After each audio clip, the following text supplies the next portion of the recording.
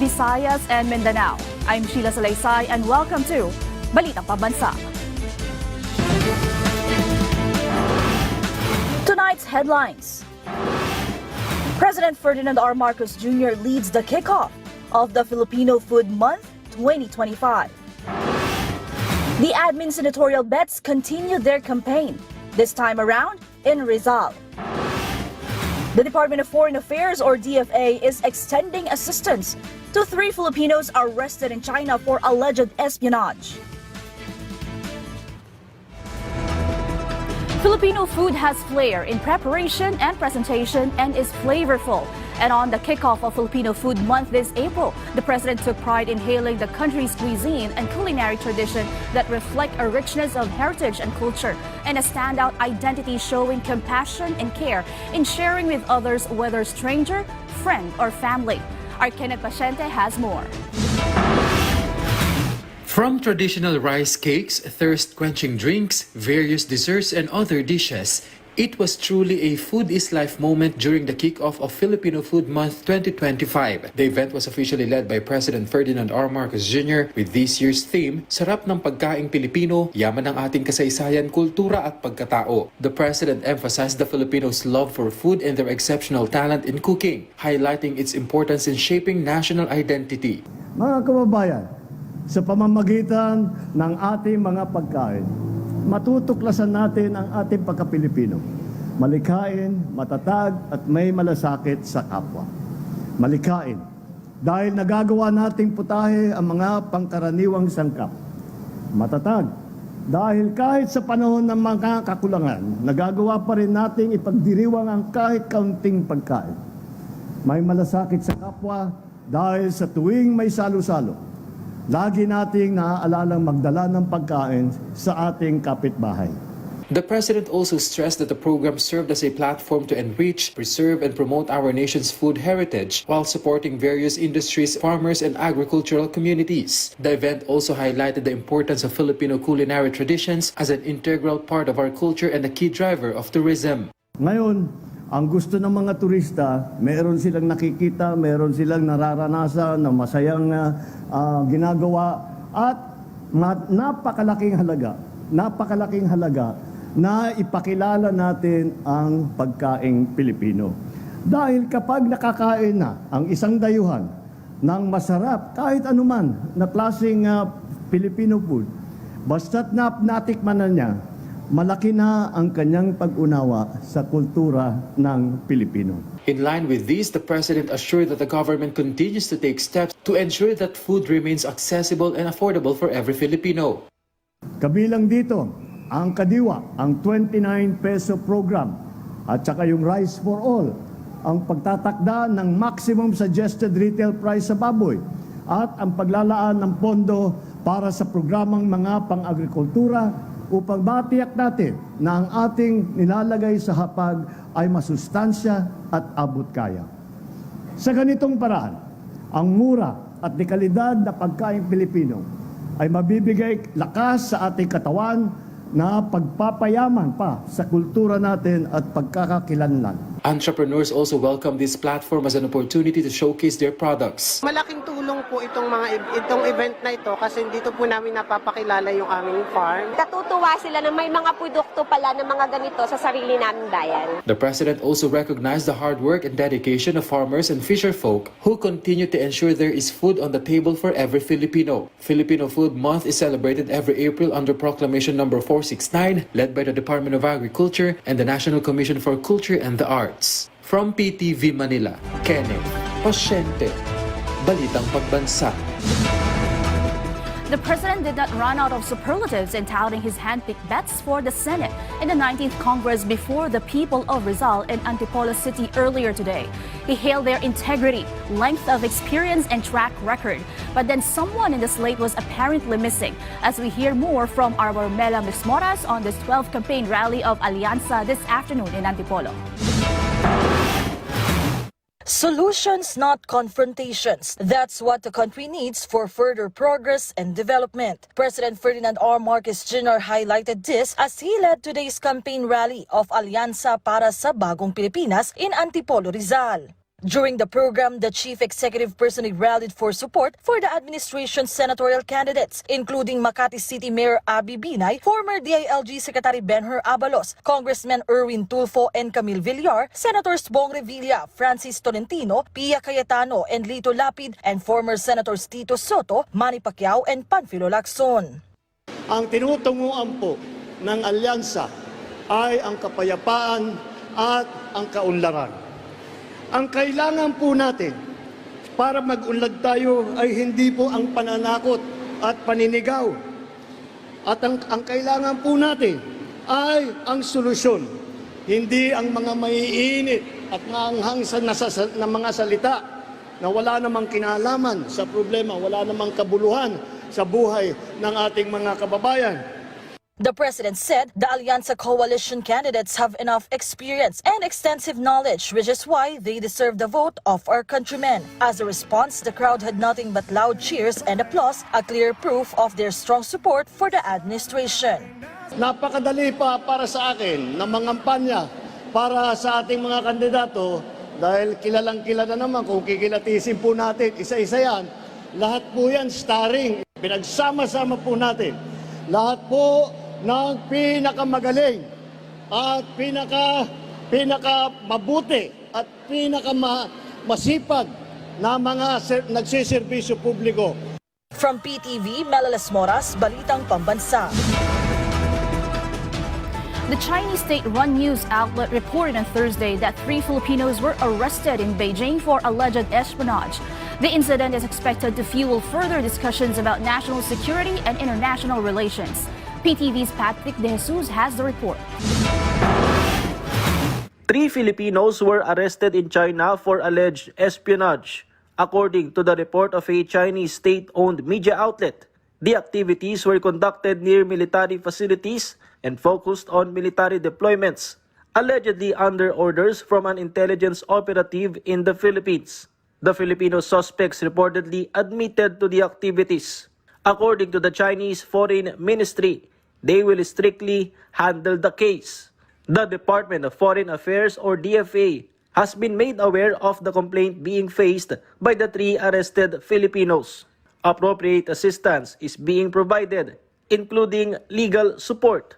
The DFA also conveyed to the Chinese government to observe due process. The AFP recognizes the significance of the report and is also ready to provide support. According to a security expert, the allegations should be investigated thoroughly. Para sa akin, hindi state-sponsored ang ating espionage. Alam natin kahit na mayroon tayong territorial dispute in the West Philippine Sea, hindi ito ang tugon ng ating gobyerno at hindi ito ang ating estratehiya. Alam natin na ang China ay malakas pagdating sa kanilang cybersecurity at maingat tayo sa pagdating ng ganitong mga bagay-bagay.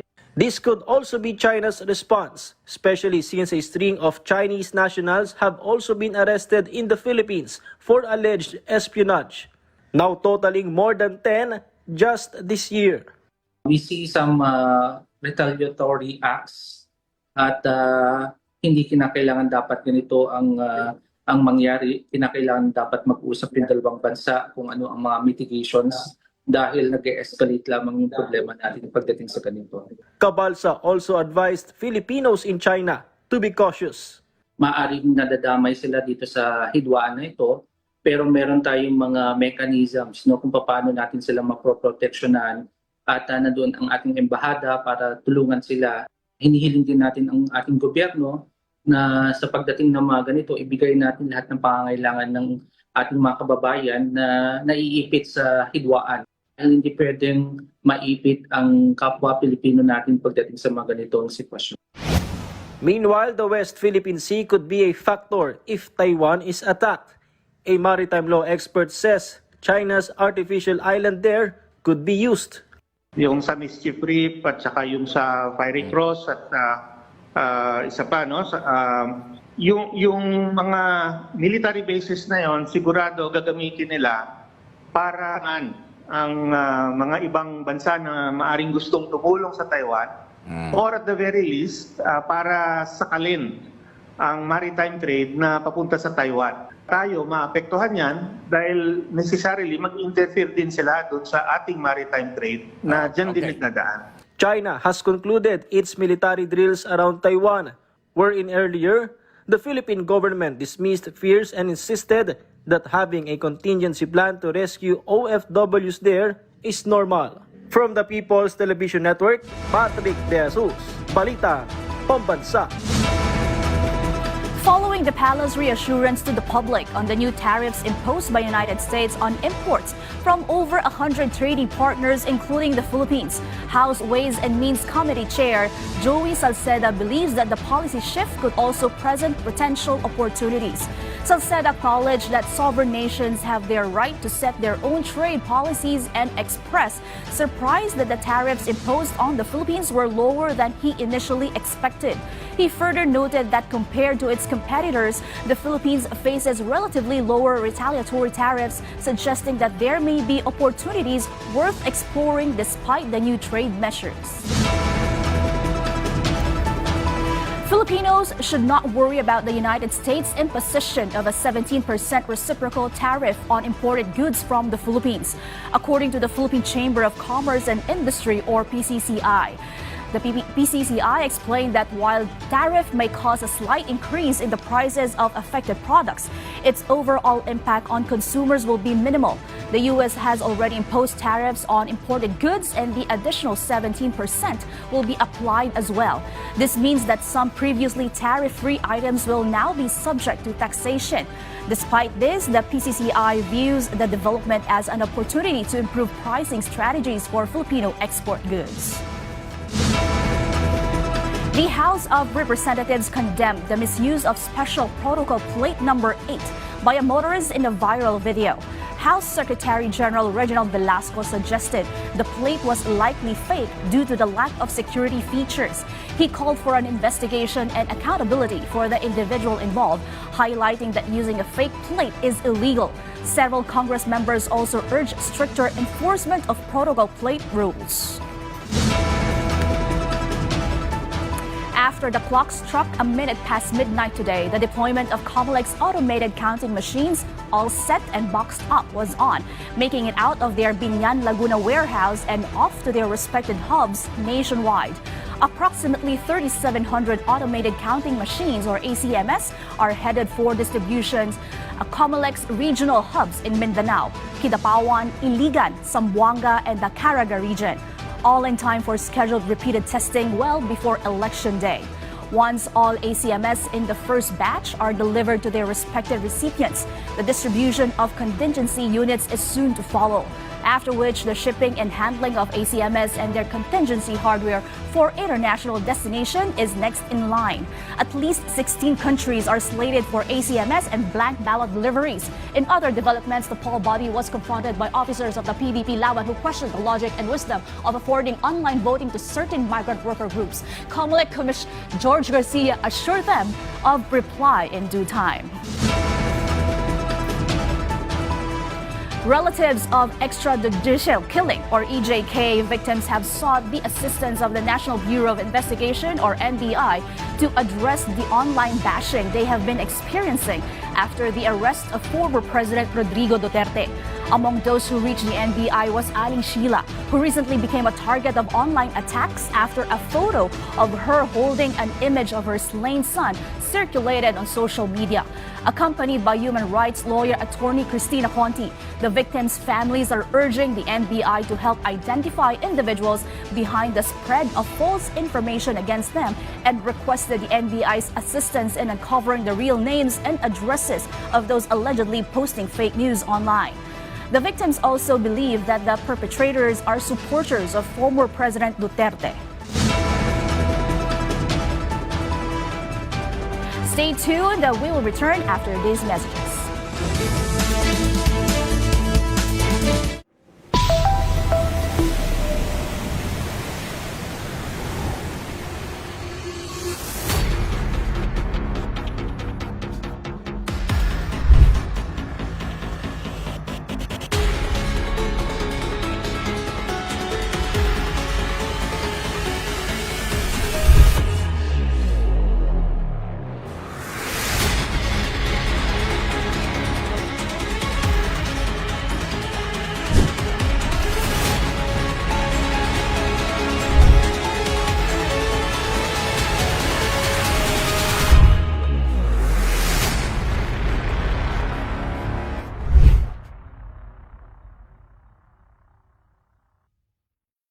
The countdown is on. Players, stakes, and the path to victory revealed at the Sharks Billiards Association's Philippine Open 2025 press conference on April 11th, 2 p.m., live on PTV and SBA's official social media pages.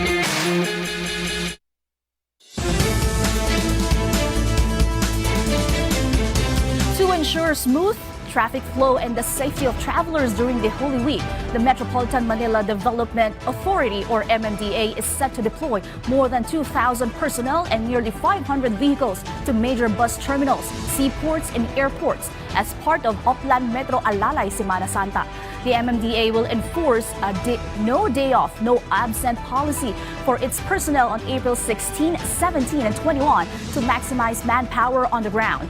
Tow trucks will also be on standby along major roads to assist motorists with vehicle breakdowns, while ambulances will be stationed at key provincial bus terminals to provide immediate medical assistance to passengers in need.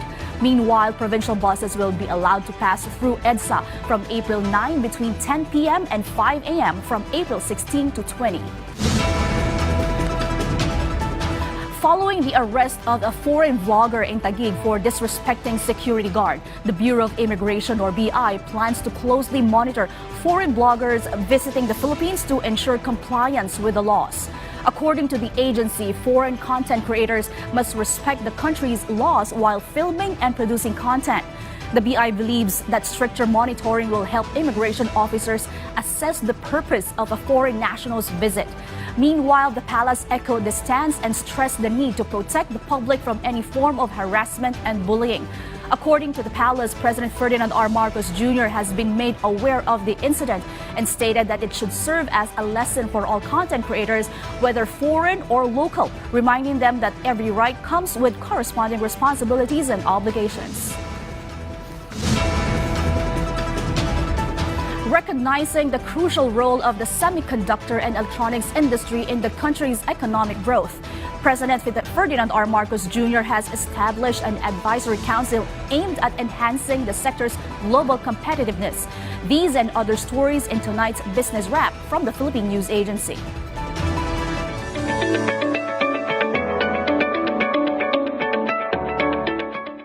A look at business headlines. President Ferdinand R. Marcos Jr. has formed an advisory council in order to provide strategic guidance and insights in enhancing and strengthening the global competitiveness of the Philippines' semiconductor and electronics industry.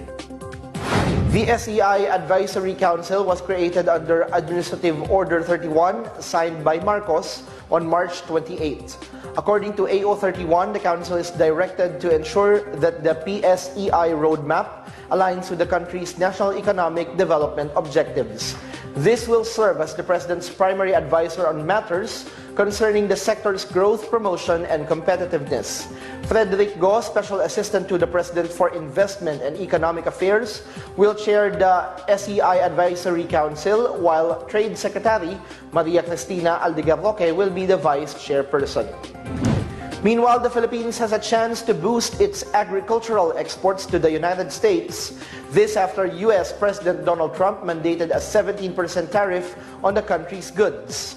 Agriculture Secretary Francisco T. Laudel Jr. says the Philippines has the lowest tariff rates among competitors and it is favorable to take advantage of the imposed tariffs. He stressed that a 17% tariff can help the country grow exports in the competitive U.S. market. Products like coconut, seaweed, and fish are among those with growth potential.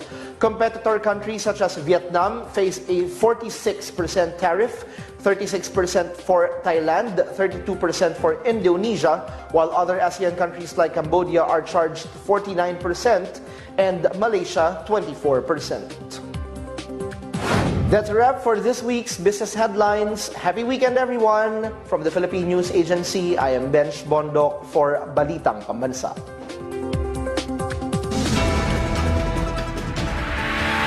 Tulad ng matyagang pagtatanim at paghihintay sa pagsibol mula sa isang maliit na binhi, ganoon din nagsimula ang isang organisasyon sa Zamboanga, Sibugay. Si Larry Valenciano ay ang chairman ng Bato Farmers Cooperative sa CI Zamboanga, Sibugay. Ikinuwento niya kung paano nagsimula ang kanilang organisasyon noong 1991 bilang isang Farmers Association at naging isang kooperatiba noong 1994 na may 26 na mga miyembro.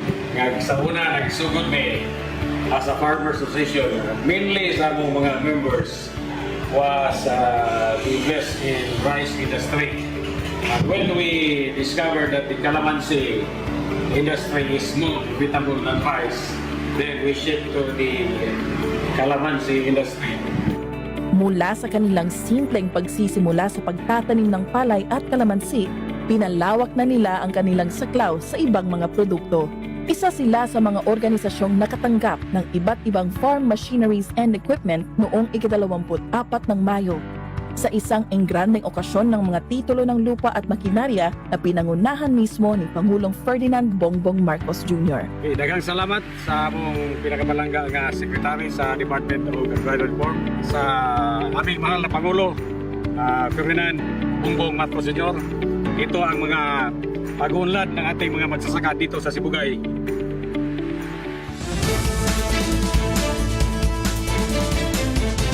Alaminos City is inviting pilgrims and tourists alike to deepen their faith with the new Our Lady of the Assumption Chapel and Retreat Hall on Pilgrimage Island at the 100 Islands National Park. Blending spirituality with nature, these new facilities promise a peaceful retreat this Lenten season. Here's a closer look at this meaningful addition to Alaminos tourism scene as Jenry Del Rosario from the Philippine Information Agency Pangasinan tells us more. The city government of Alaminos is boosting its faith tourism with the opening of the Our Lady of the Assumption Chapel and Retreat Hall at the Pilgrimage Islands of 100 Islands National Park in Alaminos City, Pangasinan. The new facilities aim to deepen the faith of devotees while strengthening local tourism. Ang plano po ng local government dito ay magkaroon po tayo ng monthly mass dito sa area at saka syempre po meron pong additional bisita iglesia sa ating mga bisita na pupunta dito sa 100 Islands. In addition to the chapel, the air-conditioned retreat hall is now open for reservations and can accommodate up to 120 people. Meanwhile, the retreat house is expected to be fully operational this upcoming Lenten season. The construction of these facilities was made possible through a 19 million fund from the provincial government of Pangasinan and the support from both national and city governments. Tourism activities such as highland hopping, kayaking, helmet diving, and swimming continue to be offered in the area.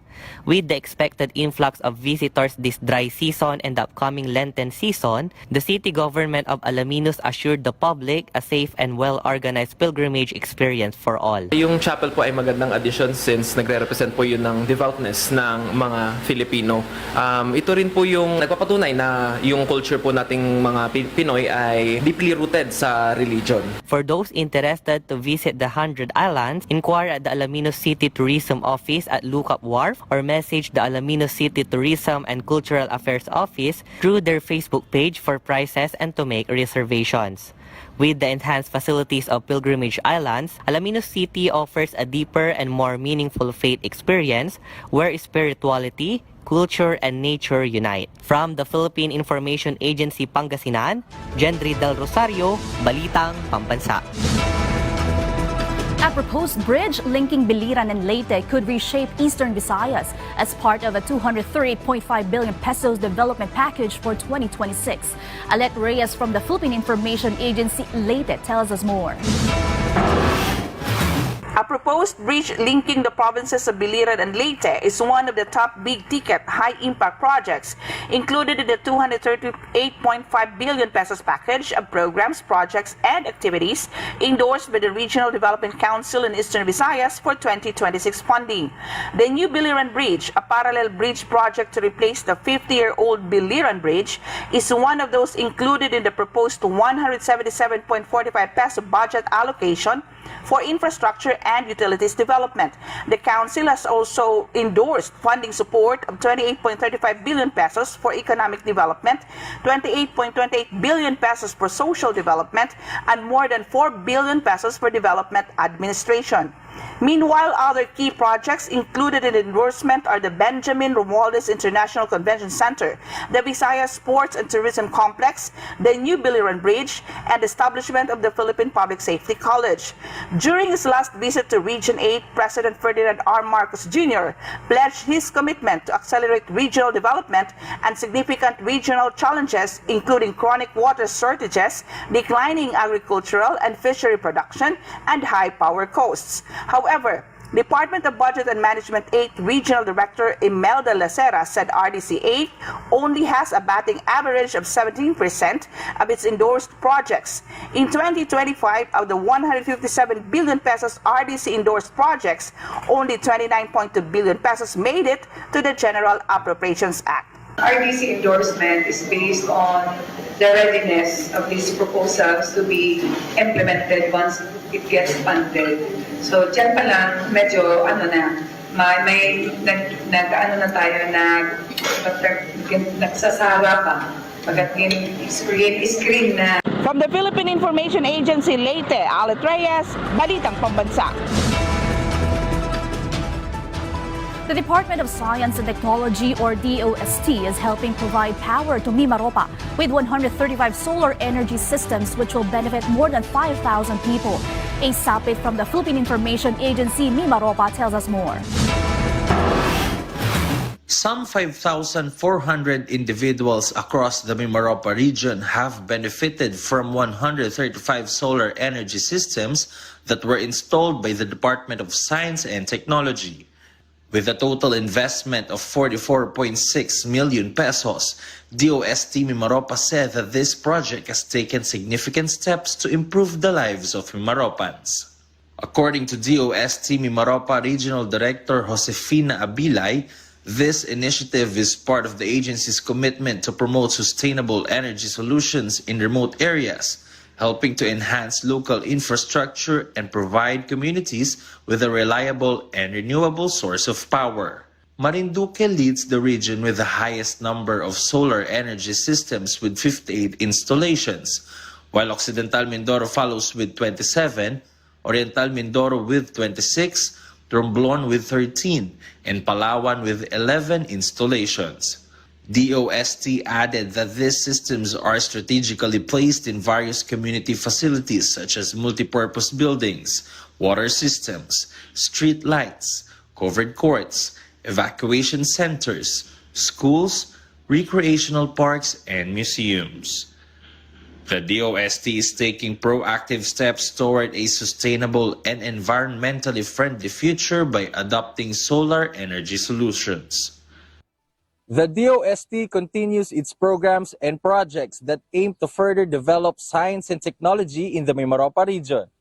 From the Philippine Information Agency Mimaropa, a sapit for Balitang Pambansa.